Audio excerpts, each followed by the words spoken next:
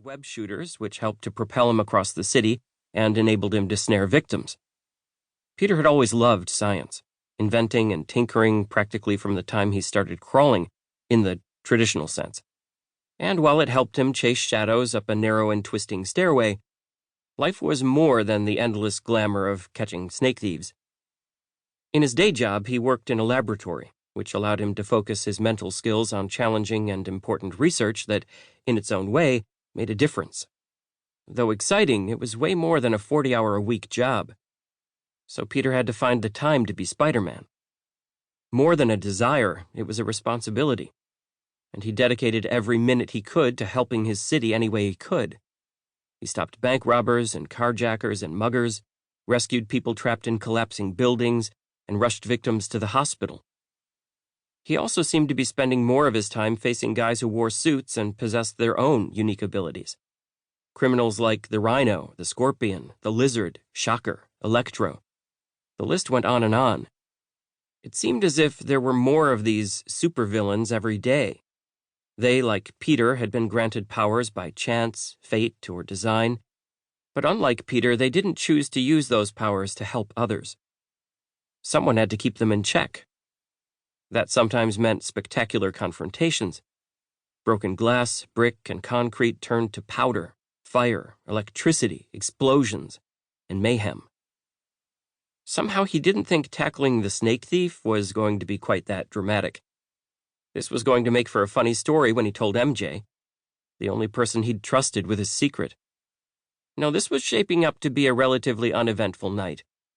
Shouldn't think that, he told himself as he leapt up another flight of stairs too fast for an ordinary eye to follow. I might jinx myself.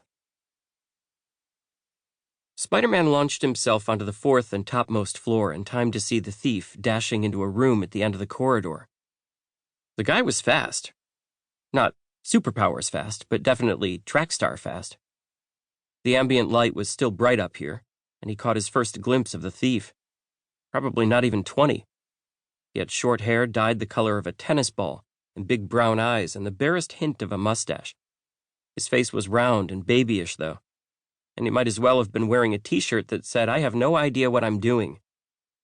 As the web-slinger entered the room, the guy reached into an open tank and grabbed a snake, which he hurled at his pursuer. The thief had a good throw. This was a big snake, too, as thick as his arm and twice as long. It had been balled up, probably comfortably sleeping and dreaming its snake dreams when the thief grabbed it. Now it unspooled and twisted in serpentine alarm as it came hurtling toward Spider-Man. It would have been easy to dodge, but it was a living creature, and even slithery things deserved soft landings. He was no snake expert, but Spider-Man seemed to recall that the big ones usually weren't poisonous. Anyhow, if he grabbed it the right way, it couldn't bite him. Propelling himself forward, he caught the reptile in midair, placing a hand just under its head.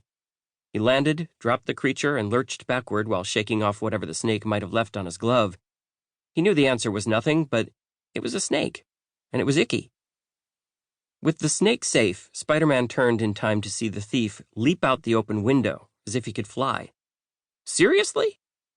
Sprinting to the window, he stuck his head out in time to see the snake thief land on an awning 2 stories down, bounce onto another lower awning, and then stick the landing on the street. With his bag of snakes clutched in one hand, he glanced up, spun, and raced in the direction of the river. Shooting his webs onto the side of a building, Spider-Man hurled himself forward, then again, and then again. It was as close as he could get to flying, and it never got old. He had a mic and earpiece embedded in his mask, so while he propelled himself westward, he toggled his phone to give MJ a call. There was no better way to begin a conversation with your girlfriend than, "I'm chasing a guy holding a bag of snakes." But, once again, she didn't answer. Briefly, he lost track of his quarry. Then he saw that the thief, who had a decent head start, was making his way toward the Manhattan cruise terminal. It seemed like a pretty stupid destination. He could hide out in any of the docked or decommissioned ships there, but there'd be no escape except the river. Besides, Spider-Man's aerial view would make it almost impossible for the thief to elude him. He'd never been to the cruise terminal, or on a cruise ship for that matter, so this would be a novelty. Sort of like the snake store, but without the icky part. He imagined an impossibly luxurious place that, during the daytime, would be filled with men in top hats.